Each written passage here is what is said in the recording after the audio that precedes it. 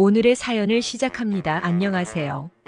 저는 회사를 다니고 있는 평범한 30대 남자입니다. 결혼도 하였고 6살 된 딸도 한 명 있습니다.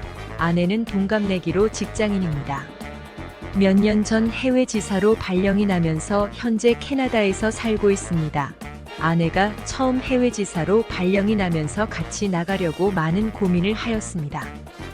하지만 제가 회사를 그만두고 가야 되는 부분도 추후 아내가 평생 그 회사를 다니면서 경제적인 문제가 안 생긴다는 보장도 없기에 몇 년만 따로 살기로 결정하였습니다. 그렇게 지내다 보니 첫째가 6살이 되었지만 아직 둘째가 없습니다. 3년 정도만 있다가 돌아올 거라고 하였지만 얼마 전에 연락이 와서는 몇 년 더 있을 것 같다며 언제 돌아올지 모르겠다고 하였습니다. 그런데 이 전화를 받고 저는 기뻐했습니다.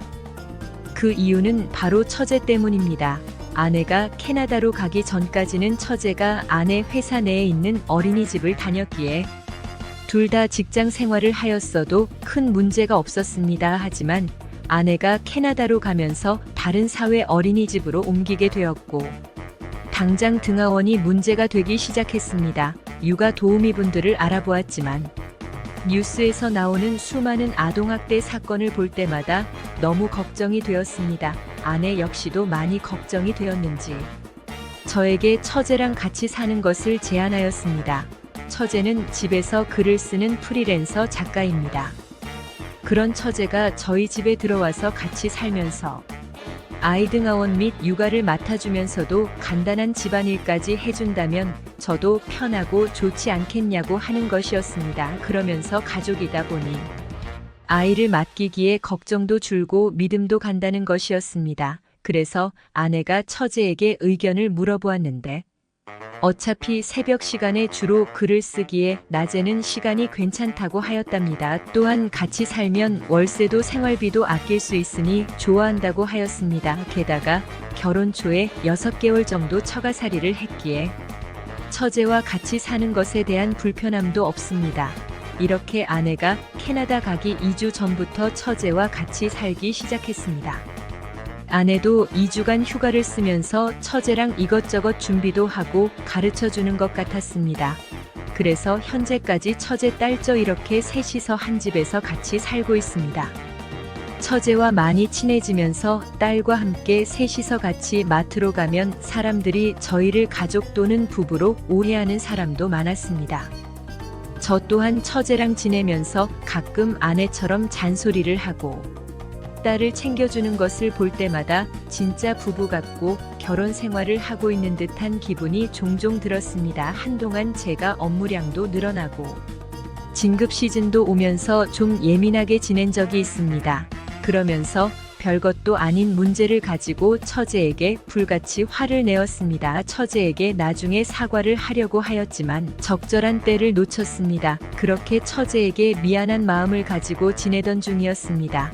늦게까지 야근을 하고 집에 들어갔는데 처제가 혼자서 눈물을 흘리며 술을 마시고 있는 것이었습니다.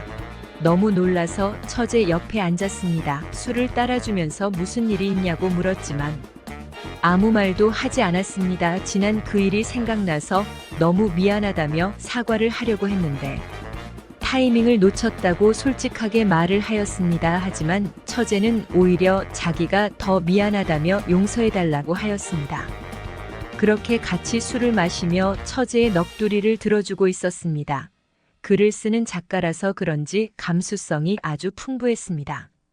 작은 일에 울며 힘들어하는 것을 보니 제 마음도 쓰렸습니다. 처제가 많이 힘들어하는데 미리 알아주지 못해 미안하다고 하면서 앞으로는 언제든지 편하게 말해달라고 하였습니다. 그러면서 처제 덕분에 딸도 제대로 키울 수 있고 나도 안 굶고 다닐 수 있었다면서 너무 고맙다고 하였습니다. 처제는 자기가 해야 할 일을 했을 뿐이라면서 괜찮다고 하였습니다. 하지만 처제의 어두운 얼굴은 변하지 않았습니다. 사실 그 이유를 저도 잘 알고 있습니다. 며칠 전 처제와 둘이서 술을 한잔하였는데 만취한 것도 아니었는데도 술 기운을 빌려서 서로의 마음을 표현을 하였고 서로의 마음을 확인하는 시간도 가졌습니다. 처제와 지내온 그 시간 동안 서로에게 마음이 생겼다는 것을 표현하지는 않았지만 느끼고 있었습니다. 그래서 그날 저는 처제를 여자로, 처제는 저를 남자로 받아들이는 시간을 가진 것이었습니다. 그 일로 처제는 아내에 대한 미안함이 커졌고 그것 때문에 마음의 짐이 점점 더 커지고 있던 것이었습니다. 저 역시도 아내에게는 미안하고 얼굴 볼 낯이 없지만 애써 서로의 마음을 부정하고 외면하고 지내기에는 서로에 대한 마음이 너무 커져버렸습니다. 처제가 더 이상 자기의 마음을 숨길 수가 없다면서 어떡하면 좋냐며 펑펑 울기 시작했습니다. 처제에게 나 사랑하니라고 물었습니다. 처제는 말없이 끄덕였습니다. 나도 처제 사랑해, 그거면 된 거야 라며 꼭 안아주며 처제의 눈물을 닦아주었습니다. 그리고 처제와 입을 맞췄습니다. 이미 정말 돌이킬 수 없는 강을 건너기에 서로의 사랑을 확인하고 같은 침대에서 잠을 잤습니다. 다음 날 아침 같은 침대에서 아침을 맞이하였고 딸이 일어나기 전에 사랑을 다시 한 번 더 확인하였습니다. 그리고 처제와 서로 이야기를 하였습니다. 언제 올지 모르는 아내를 생각하면서 고민 및 미안해 하지 말고 일단 이곳에 있는 우리의 마음만을 생각하면서 지내기로 하였습니다. 딸이 보는 앞에서는 모든 것을 조심하였지만 딸이 잠든 이후나 딸이 어린이집 가고 없는 시간에는 둘만의 행복한 시간을 보냈습니다. 처제는 몇 년간 저희 집에서 살면서 남자와 연애도 못하고 외롭게 지내서 그런지 밤만 되면 돌변하였습니다. 저 역시도 아내가 간 이후에 몸이 많이 외로웠는데 밤마다 황홀 그 자체였습니다. 아내와는 완전히 달랐습니다. 적극적으로 다가오는 처제의 손길은 저를 더 뜨거운 남자로 만들어 주었습니다. 그럴수록 다음날 맛있는 저녁이 준비되어 있었습니다. 이런 소소한 행복들이 아내에 대한 미안함도 없어지게 만들었습니다.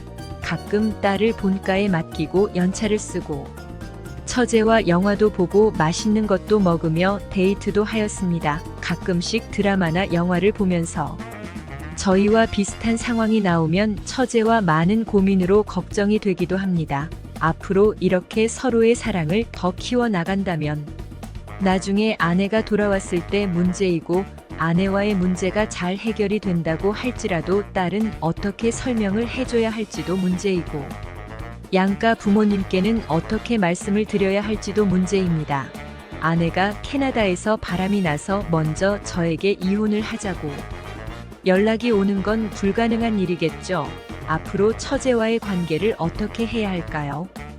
오늘의 사연은 여기까지입니다. 구독과 좋아요, 알림 설정 부탁드립니다.